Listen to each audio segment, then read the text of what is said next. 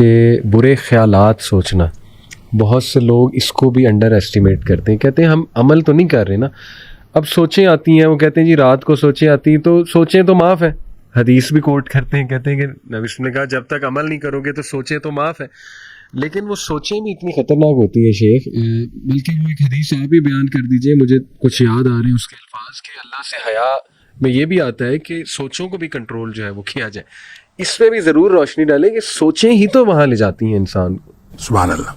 دیکھیں جو آپ جس حدیث کا ذکر کر رہے ہیں وہ اس میں نبی پاک صلی اللہ علیہ وسلم استحیوا من اللہ حق الحیا، اللہ سے اس طرح حیا کرو جس طرح اللہ سے حیا کرنے کا حق ہے۔ اللہ اکبر۔ تو صحابہ کرام نے کہا ہم اللہ سے حیا کرتے ہیں، اس میں کون سی بات ہے؟ نبی کریم صلی اللہ علیہ وسلم نے فرمایا من استحیا من اللہ حق الحیا فلیحفظ الراس وما وعا، اس کو اپنے دماغ سر کی بھی حفاظت کرنی چاہیے اور جو کچھ دماغ میں ہے اس کی بھی حفاظت کرنی چاہیے، یعنی سوچوں کی حفاظت، اور اس کے علاوہ فرمایا ولیحفظ البطن وما ہوا، اور اپنے پیٹ کی اور اس کی جو خواہشات ہیں اس کی بھی حفاظت کرنی چاہیے۔ بالکل۔ اس کا مطلب یہ ہے کہ جب تک وہ اپنی سوچوں کی حفاظت نہیں کرتا، اور اس کے ساتھ ایک دو چیزیں اور نبی پاک صلی اللہ علیہ وسلم فرمائے، پھر آپ نے فرمایا ومن فعل ذلک، جو شخص یہ کرے گا اس شخص نے فقد استحیا من اللہ حق الحیا، اس شخص نے حیا کیا اللہ سے، وہ حیا کی جو اللہ سے حیا کرنے کا حق ہے۔ جو بات آپ نے مجھ سے پوچھی کہ سوچوں کو پاک نہیں کرتا، تو کیا یہ اس کے اوپر گناہ نہیں ہے؟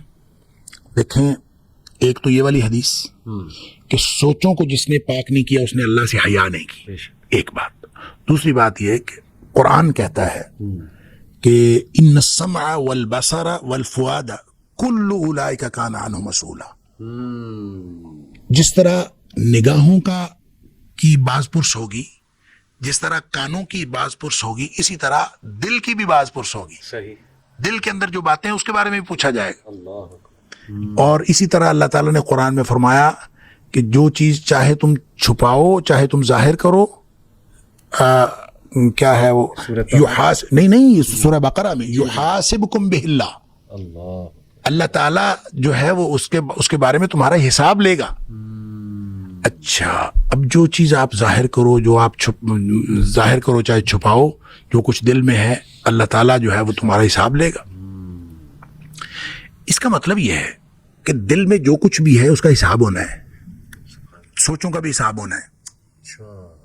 یہ غلط ہے کہ سوچوں کا حساب نہیں ہونا، یہ فرق صرف یہ ہے کہ وہ سوچیں جو حضرات صحابہ کرام نے جو پوچھا کہ جب ہم کوئی عمل کرتے، جب ہم سوچیں آتی ہیں تو اس کے بارے میں پوچھا جائے گا کہ نہیں، تو نبی پاک صلی اللہ علیہ وسلم نہیں پوچھا جائے گا۔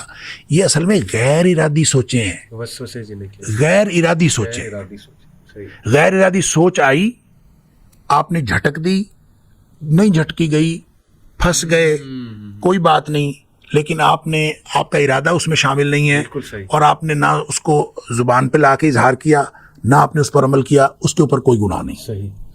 ایک سوچ وہ ہے جو آپ اس کو سوچ کے حظ اٹھاتے ہیں، پالتے ہیں، تو جس کو آپ جان بوجھ کے پالتے ہیں اس کے بارے میں یہ نہیں کہا گیا کہ اس کے بارے میں سوال نہیں ہوگا۔ دیکھیں، جو نبی پاک صلی اللہ علیہ وسلم نے یہ فرمایا نا کہ سوچوں کے اوپر عمل نہ کیا جائے تو حساب نہیں ہوگا، وہ بالکل اسی طرح ہے جیسے آپ نے فرمایا پہلی نگاہ معاف ہے۔ پہلی نگاہ سے مراد غیر ارادی نگاہ ہے، اگر کسی نے ارادی طور پر پہلی نگاہ ڈالی تو وہ بھی معاف نہیں ہے، اس کا بھی حساب ہے، اس کا بھی حساب ہے۔ بالکل اسی طرح اگر سوچیں غیر ارادی ہیں تو اس کے اوپر کوئی حساب نہیں ہے، اور اگر سوچ پالتا ہے، سوچ کے اس کو پال کے اس سے لطف اٹھاتا ہے تو اس کا تو حساب ہے، اور یہی سوچیں انسان کو بدعمالی کی طرف لے کے جاتی ہیں اور انسان کے عمل کے اوپر اس کا اثر ہوتا ہے۔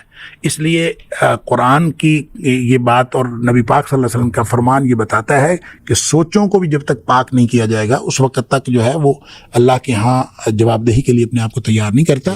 اس کو اپنے سوچوں کے بھی جواب دہی کے لیے تیار رہنا چاہیے، اور اپنی سوچوں کو بھی پاکیزہ رکھنا چاہیے۔ اور شیخ کچھ بہت پاورفل آیات جیسے ہمیں خود ینگسٹرز آ کے بتاتے ہیں کہ جب ہمیں بہت سوچیں آئیں یا خواہش پیدا ہو تو کچھ آیات وہ کہتے ہیں ہم نے سلیکٹ کی ہوئی ہیں جو ہمیں بڑا ہیلپ آؤٹ کرتی ہیں، جیسے وَلِمَنْ خَافَ مَقَامَ رَبِّهِ جَنَّتَانِ، بڑی موٹیویشن ہے یہ ینگسٹرز کے لیے نا کہ جو ڈر گیا اللہ سے اکیلے میں اور سامنے کھڑے ہونے سے اللہ کے جواب دینے سے، تو اس کے لیے 2 جنت کے باغات ہیں.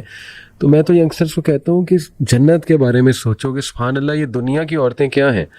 مطلب آپ جنت کو لے کر آؤ مائنڈ میں، آپ حوروں کا مائنڈ میں لے کر آؤ. کیا آپ کو نہیں چاہیے؟ ہمیشہ کی زندگی نہیں چاہیے؟ اور دوسری یہ جو سورہ ملک کی آیا ہے ان الذین یخشون ربهم بالغیب لهم مغفرۃ واجر کبیر، 2 مطلب اللہ نے پرومسز کیے ہیں کہ مغفرہ اور اجر کبیر. تو یہ بھی میرے خیال آیات کلیکٹ کی جائے اور ان کو سوچا جائے جب بہت زیادہ حاوی کوئی چیز جو ہے ہو رہی، یہ بھی بہت ہیلپ کرے گی. بالکل ٹھیک ہے. ایسی آیات دیکھیں، یہ صرف کوئی کسی ایک آیت کی بات نہیں، بہت ساری آیات، کوئی بھی آیات ہو سکتی ہیں. آپ قرآن پاک خود حل ہے مسئلے کا، لہذا قرآن پاک کا کوئی حصہ پڑھیں، کوئی آیت دہرائیں. آپ سورہ اخلاص ہی دہرانا شروع کر دیں، سبحان اللہ، سورہ اخلاص دہرانا شروع کر دیں، سورہ فاتحہ دہرانا شروع کر دیں، آپ آیت الکرسی دہرانا شروع کر دیں، آپ یہ جو آمن الرسول ہے یہ دہرانا شروع کر دیں. یعنی جو بھی آیات آپ پکڑ لیتے ہیں اور ان کو آپ دہرائیں، تو پورا قرآن آپ نہیں پڑھ سکتے تو آپ کچھ آیات جو ہیں وہ ان کو دہراتے رہیں، انشاءاللہ یہ آپ کے اندر وہ انرجی بوسٹ کریں گی جس کے ذریعے سے آپ گناہوں سے بچ سکیں گے. ایکسیلنٹ.